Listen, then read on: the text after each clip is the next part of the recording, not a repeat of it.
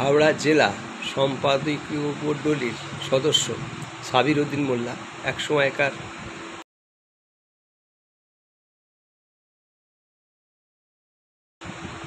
উলুবেড়িয়া পৌরসভার বিরোধী দলনেতা এবং লোকসভা বিধানসভার প্রার্থী সাবির উদ্দিন মোল্লা, ওনার সঙ্গে আমি আজকের সাক্ষাৎ।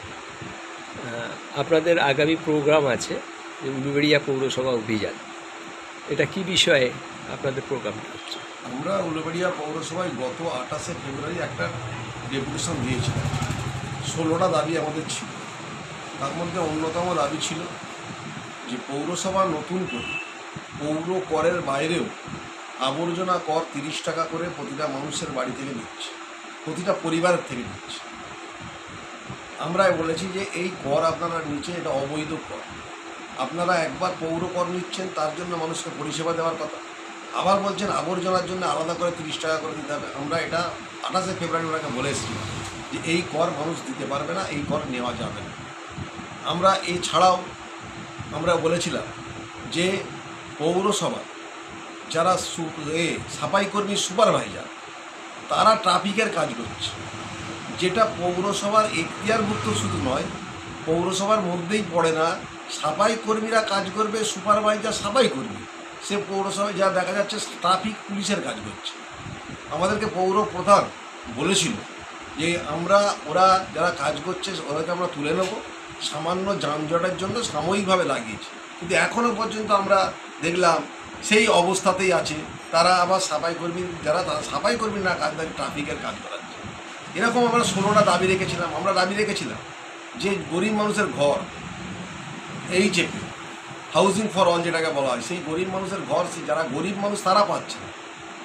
বিভিন্ন জায়গায় এই ঘর নিয়ে দুর্নীতি হচ্ছে, কাউন্সিলররা দুর্নীতি করছে এবং টাকার বিনিময়ে ঘরকে বিক্রি করে দেওয়া হচ্ছে। আমরা বলেছি এটা অবিলম্বে বন্ধ করতে হবে। ঘর গরিব মানুষের জন্যই ঘর করতে হবে। ঘর দেখে দেখে দিলে হবে না যে আমার পার্টির লোক, ঘর নিয়ে কোনো দলবাজি করা চলবে না। এই দাবি আমরা তখন রেখেছিলাম এবং আমরা দাবি রেখেছিলাম বিধবা ভাতা বার্ধক্য ভাতা যারা পাচ্ছিল, এইরকম প্রতিটা ওয়ার্ডে তাদের বন্ধ হয়ে গেছে বিধবা ভাতা বার্ধক্য ভাতা।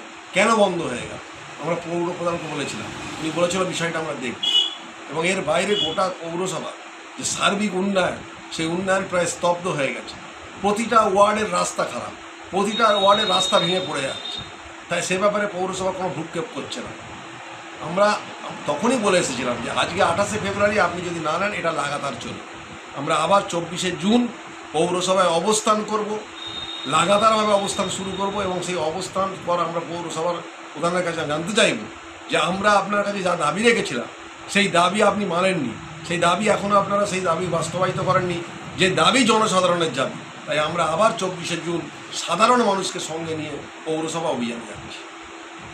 এছাড়া এই জঞ্জাল কর, এটা তো একটা এই যে গরিব মানুষদের কাছে দেখছি তো সর্বত্র জঞ্জাল রয়েছে, এটা গরিব মানুষদের কাছে একটা তো বাড়তি বোঝা এবং বিশেষ কয়েকটা এলাকায় অনেক এলাকায় জঞ্জালের স্তূপ হয়ে আছে, সেইভাবে পরিষ্কার পরিচ্ছন্ন দিচ্ছে না। এই বিষয়ে আপনার কি?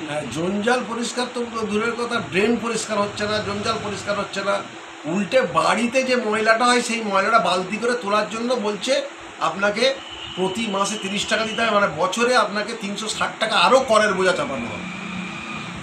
এটাই আমরা বলছি, এটা বন্ধ করতে হবে। এবং আমরা আপনাকে বলছি, উদাহরণ আছে, অনেক পৌরসভা এই কর নেয় না।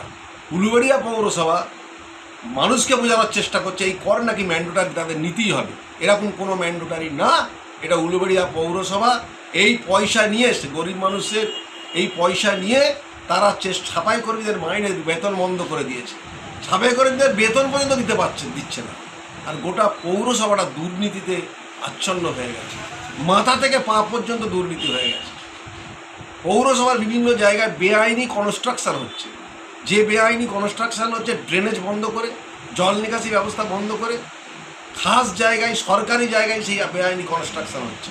এবং যারা কনস্ট্রাকশান করছে, যারা প্রমোটার, তাদের সঙ্গে পৌরসভায় যারা মাথায় বসে আছে, তাদের সঙ্গে একটা সম্পর্ক থেকেই এই বেআইনি কনস্ট্রাকশান হচ্ছে বলে আমরা মনে করি।